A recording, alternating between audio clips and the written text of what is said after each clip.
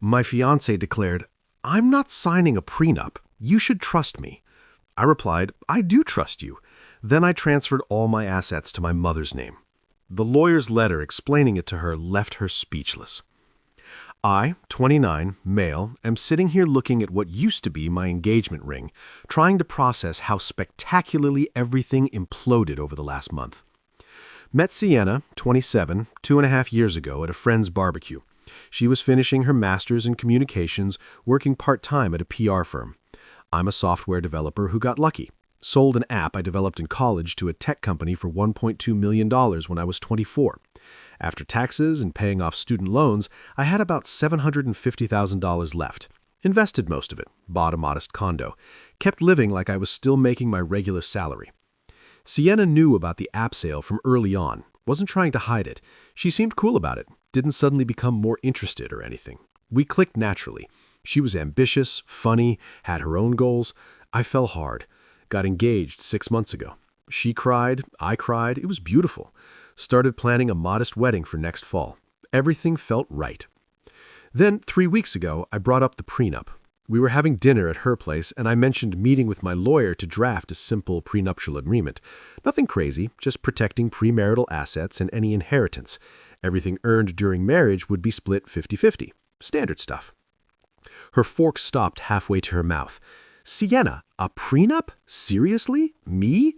Yeah, just basic protection for both of us. Your student loans stay yours, my premarital investments stay mine. Everything we build together is ours equally. She set her fork down. Her whole demeanor shifted. I can't believe you want a prenup. You should trust me. I do trust you. This isn't about trust. It's just smart planning. No, it's about you thinking I'm some gold digger who's after your money. That's not it.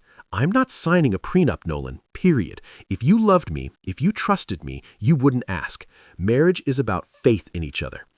The conversation spiraled from there. She cried, said I was breaking her heart, that I was choosing money over love. I tried explaining it protected both of us, that lots of couples do this. She wasn't having it.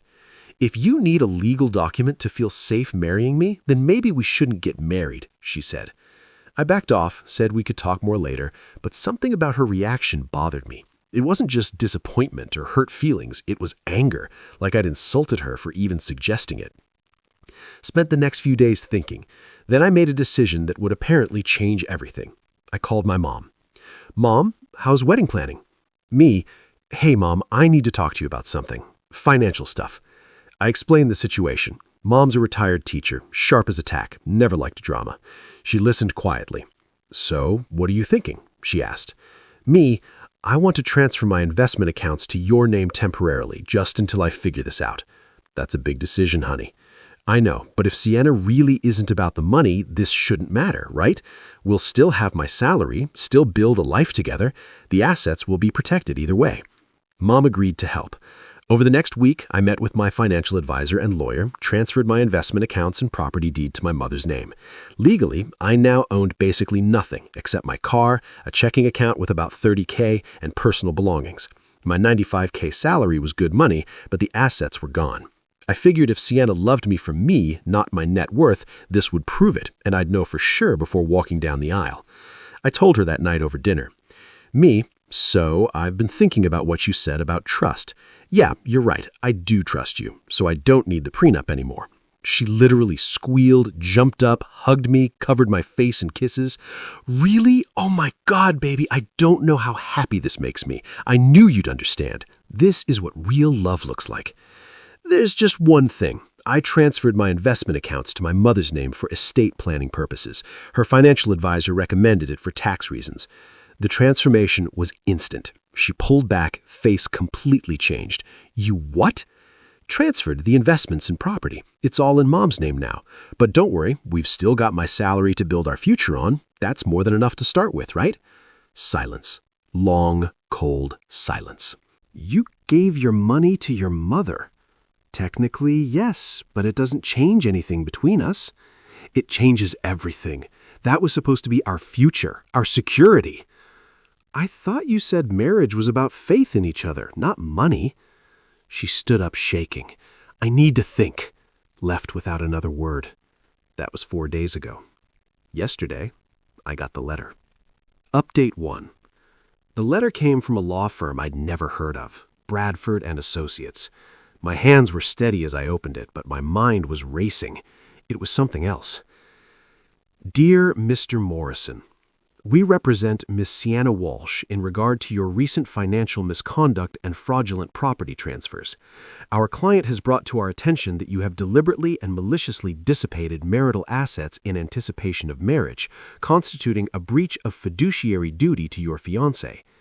Despite your unmarried status, Miss Walsh has been operating under the promise and expectation of marriage, making significant life decisions based on your representations. Your transfer of substantial assets to circumvent equitable distribution represents bad faith and potential fraud. We demand 1. Immediate reversal of all asset transfers made within the last 30 days. 2. Full financial disclosure of all accounts, properties, and holdings. 3. Compensation for Miss Walsh's emotional distress and financial damages.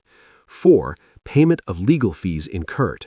If these demands are not met within 10 business days, we will pursue all available legal remedies, including but not limited to claims of fraudulent transfer, intentional infliction of emotional distress, and breach of promise to marry. Regards, J. Bradford, ESQ. I actually laughed out loud. Breach of promise to marry? What is this, 1890? Called my lawyer immediately. He was equally amused. This is nonsense, he said. You're not married. There are no marital assets. The transfers to your mother were legal.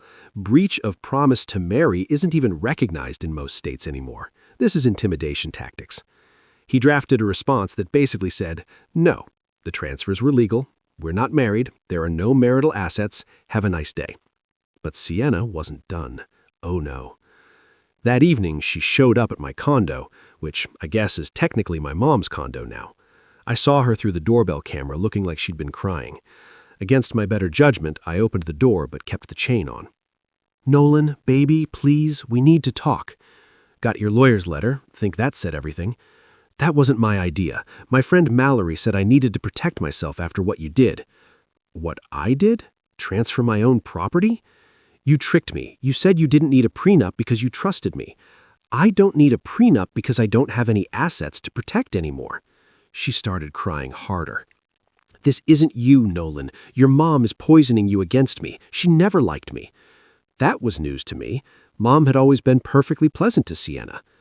Sienna, just undo it. Transfer everything back and we can forget this happened. We can go to counseling, work through this. Why does it matter? If you love me, why does it matter whose name is on the investments? Her face went hard again. Because it's our future. Those assets are supposed to support our family, our children. We can support a family on my salary. That's not the point. Then what is the point? She stared at me for a long moment. Then the point is you lied to me. You said you trusted me, then immediately hid all your money. That's not trust. That's manipulation. Like threatening legal action isn't manipulation. She stormed off. But we weren't done. Not even close. 3 days later, I got a call from my mom. Nolan, I just had the strangest visit. My stomach dropped. Sienna and her mother, they showed up here trying to convince me to transfer the assets back to you. Her mother offered to mediate between us all. What did you tell them? That they needed to leave before I called the police for trespassing. Mom's a legend. But then things got really weird. That weekend, I started getting Facebook messages from Sienna's friends, all with the same theme. Hey, heard you and Sienna are having issues. She's really broken up. Maybe you should reconsider. Bro, just give her what she wants. Happy wife, happy life. You're being really unfair to her. She gave up so much for you. Gave up what exactly? We didn't even live together yet. The best message was from her friend Mallory, the lawyer friend. You realize what you did could be considered financial abuse, right? Hiding assets from a partner is a form of control. I responded, we're not married. Also, she refused a prenup that would have clearly outlined all assets. Also, please stop contacting me. Then Monday happened. I got to work to find an email from HR. Someone had sent an anonymous complaint about my unstable behavior and potential threats made against a coworker's friend. What coworker's friend? Then it hit me. Sienna's roommate, Janine, worked at my company, different department. I'd completely forgotten. The complaint was vague, but suggested I'd been acting erratically and had made concerning statements about hiding money and avoiding legal obligations. Had to have a super fun meeting with HR, explaining that I was going through a breakup and someone was trying to cause problems. Luckily, my manager backed me up, said my work had been normal, but still, the audacity. That night, I got one more text from Sienna. "This isn't over. You think you're so smart, but you can't just steal what was supposed to be mine. I'll make sure everyone knows what kind of man you really are." I forwarded it straight to my lawyer. Then I made myself a drink and started looking for a new apartment. Time to really start fresh. Update 2. Things escalated in ways I couldn't have imagined. Sienna went full nuclear. First, she started a blog. Yeah, a whole blog called "When Prince Charming Turns Pauper," about her journey of betrayal. She didn't use my real name, called me Nathan, but anyone who knew us would recognize the story. Some highlights from her posts. "He promised me the world, then hid it all away." How to recognize financial manipulation in relationships. When his mother becomes the other woman in our relationship. Red flags I ignored, a cautionary tale. The comments were wild. Random internet strangers calling me a manipulative abuser, saying she should sue me, offering their own stories of terrible exes. She was eating it up, responding to every comment with more details about our relationship. According to her blog, I'd isolated her from her support system. We hung out with her friends constantly. I'd made promises about our future to keep her trapped. I proposed. Yes, that's typically how it works. I conspired with my mother to defraud her. I legally transferred my own property. I shown signs of narcissistic personality disorder because I didn't cave to her demands. My favorite post was titled, "The Prenup Trap, How He Used It Against Me." She wrote 2,000 words about asking for a prenup was emotional abuse, but also how not having one ready was financial abuse. Can't win with that logic. But the blog was just the appetizer. Remember Janine, her roommate who worked at my company? She started a whisper campaign. Nothing actionable, just enough to be annoying. People would give me weird looks in the break room. Conversations would stop when I walked by. Someone left a printed article about financial abuse in relationships on my desk. Then came the masterstroke of crazy. Sienna found out where I was moving. Small city, only so many apartment complexes, and she probably saw the moving truck. She applied to live in the same building, not just the same building, the unit directly above mine. I found out when the property manager called me. Manager: "Mr. Morrison, I have an unusual situation. Someone has applied for Unit 4B and listed you as a personal reference. A Miss Walsh?" Me: "Absolutely not. We are former partners going through a bad breakup. I cannot recommend her." Manager: "I see. Thank you for your honesty. We'll take that into consideration." Thought that was the end of it. Nope. She had Mallory, the lawyer friend, send another letter, this time to the property management company, claiming I was maliciously interfering with Miss Walsh's housing opportunities and threatening discrimination lawsuits. The property manager called me again, sounding tired. "They're claiming you're harassing her by trying to prevent her from finding housing." Me: "She's trying to move into my building, specifically above my unit." Manager: "We're going to deny her application based on insufficient income and references, nothing to do with you officially." Dodged that bullet, but she wasn't done. Next, I started getting calls from wedding vendors, the venue, the caterer, the photographer, all calling to confirm cancellations and discuss refund policies. Except I hadn't called them at all. Sienna was canceling everything in my name, trying to stick me with cancellation fees. Each call went the same. Vendor: "Hi, Mr. Morrison, just confirming you want to cancel your booking?" Me: "I haven't contacted you about canceling." Vendor: "Oh, we have an email here from your address."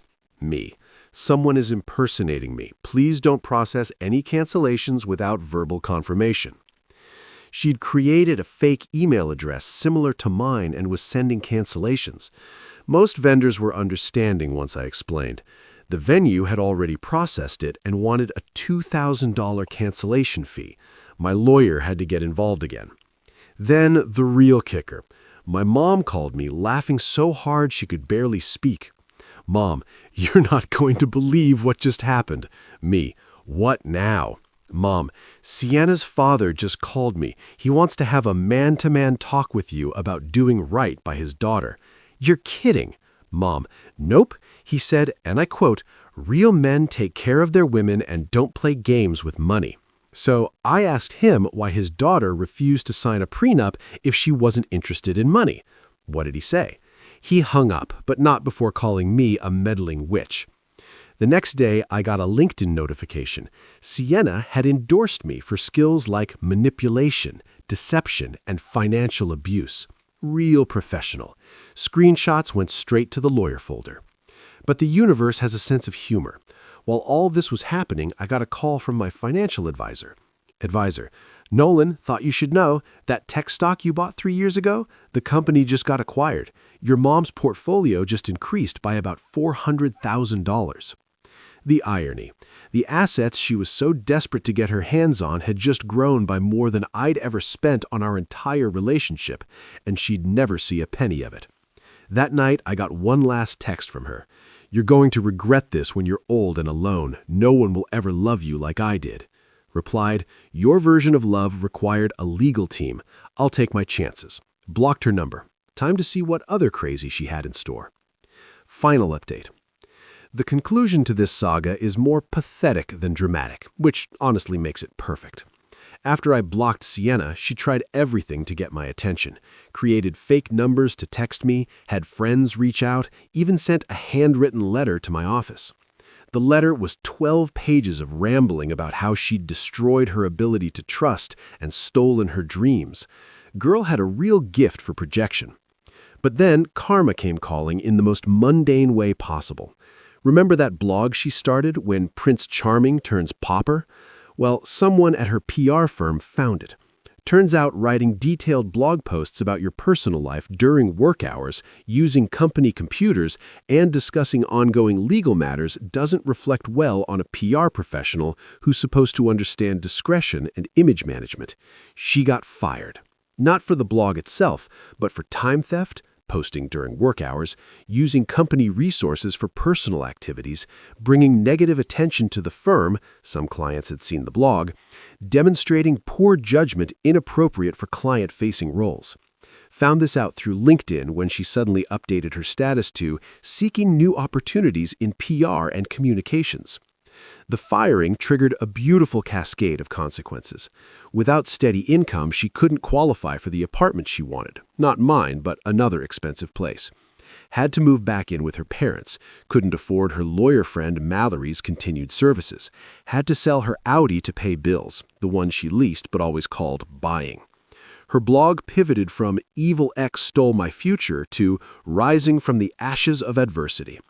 The victim narrative shifted to empowerment, but the readership had already dropped off. Turns out people lose interest when the drama stops. Then came the twist I never saw coming. My mom called me last week. "Mom, you'll never guess who I ran into at Whole Foods." Me, "Please don't say Sienna." Mom, "Roger Walsh, Sienna's father." Oh God, what happened? Mom, "He apologized, genuinely, said he was embarrassed by the whole situation and that he'd raised her better than this." Seriously? Mom, "He said after she moved back home, they found out she'd been living way beyond her means for years. Credit card debt, personal loans, the works. She'd been counting on your money to bail her out." The final piece of the puzzle clicked into place. It was never about trust or prenups or even marriage. It was about a financial rescue plan.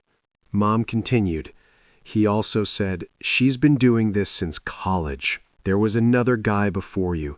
Engagement, no prenup demand. Guy got suspicious and left. She told everyone he was abusive." I felt sick. How many red flags had I missed? The last update came from an unexpected source. Janine, her former roommate who worked at my company, asked to grab coffee. I almost said no, but curiosity won. "Janine, I owe you an apology. I helped spread those rumors about you at work. Me. Yeah, I figured. Janine. I thought I was helping a friend, but after she got fired and moved out, I found some things. She had a whole notebook planning how to get access to your accounts after marriage, like detailed plans, passwords she'd seen, investment statements she'd photographed, even notes about your mom being the main obstacle. Jesus. Janine, she was never going to sign a prenup. The whole outrage thing was calculated. She figured if she made a big enough deal, you'd cave. When you didn't, she lost it. I'm really sorry. I had no idea what she was capable of. I thanked her for the honesty.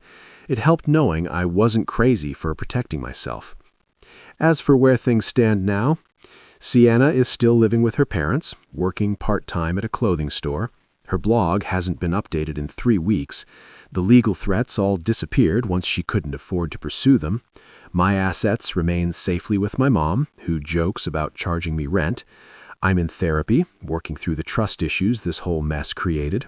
Started casually dating someone new who actually insisted on paying for our first date. The funniest epilogue? Last week, she posted on Instagram, yeah, I peeked one last time, about the importance of financial independence and how a real woman doesn't need a man's money. The comments were brutal.